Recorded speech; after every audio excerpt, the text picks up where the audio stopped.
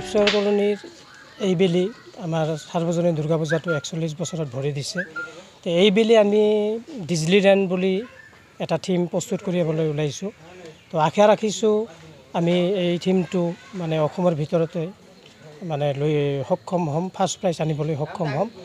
আৰু আমি এবছৰ ভুজ খলিফা বনাইছিলোঁ, নেক্সট বছৰ আমি শিৱৰ মূৰ্তি বনাইছিলোঁ। দুয়োবাৰে আমি একবাৰতো অসমৰ ভিতৰতে ফাৰ্ষ্ট প্ৰাইজ আনিবলৈ সক্ষম হৈছিলোঁ আৰু ছেকেণ্ডবাৰ আমি চিৰাং ডিষ্ট্ৰিক্টত ফাৰ্ষ্ট প্ৰাইজ আনিবলৈ সক্ষম হৈছোঁ। এইবুলি মানে এইবাৰো আমি ভাবিছোঁ যে এই থিমটো আমি এটা প্ৰাইজ প্ৰথম প্ৰাইজে হয়তো লৈ আহিব পাৰিম বুলি আশা ৰাখিছোঁ।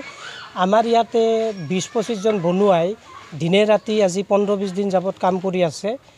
গতিকে ইয়াৰ লগতে আৰু এটা আকৰ্ষণৰ কেন্দ্ৰবিন্দু হৈ পৰিব আমাৰ যিটো লাইটৰ মানে হেৰিটো ডেক'ৰেশ্যনটো, এইটো আমাৰ চেন্নাইৰ পৰা আহিব।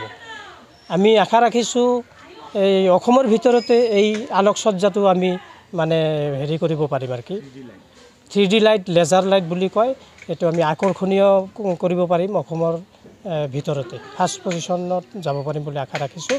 আৰু আমাৰ এই অঞ্চলৰ তথা বাহিৰা অঞ্চলৰ যিমান জনপ্ৰতিনিধি তথা ৰাইজ আৰু দৰ্শনাৰ্থী আছে, আমি সকলোলৈ বিনম্ৰভাৱে আমাৰ এই শিৱসাগৰ কলনী সাৰ্বজনীন দুৰ্গা পূজা কমিটিৰ পৰা বিনম্ৰভাৱে আমন্ত্ৰণ জনাইছোঁ আমাৰ এই পূজাস্থলীত পূজা চাবলৈ। এইখিনি হয়, এইবেলি আমি যিটো ডিজনীলেণ্ডৰ আধাৰত থিমটো প্ৰস্তুত কৰিম, এই ডিজনীলেণ্ডটো আপোনালোকে হয়তো টিভিত চাইছে অথবা মোবাইলত চাইছে, কিন্তু এইবাৰ ৰিয়েলি আপোনালোকে শিৱসাগৰ কলনীত চাব পাৰিব। আৰু এইটো আপোনাৰ সৰু সৰু ল'ৰা ছোৱালী বা সপৰিয়ালে দেখিবৰ বাবে মানে এটা বিৰাট এটা হেৰি হ'ব। আপোনালোকে সকলোৱে ইয়াতে আহিব, এই পূজাস্থলীত আহি ডিজনীলেণ্ড উপভোগ কৰিব, আনন্দ কৰিব। এইখিনিয়ে। এইবেলি আমাৰ পূজাৰ বাজেট আমি 15 পৰা 20 লাখৰ ভিতৰত ৰাখিছোঁ। কিবা অলপ ইফাল সিফাল হেৰফেৰ হ'ব পাৰে, সেইটো পিছৰ কথা।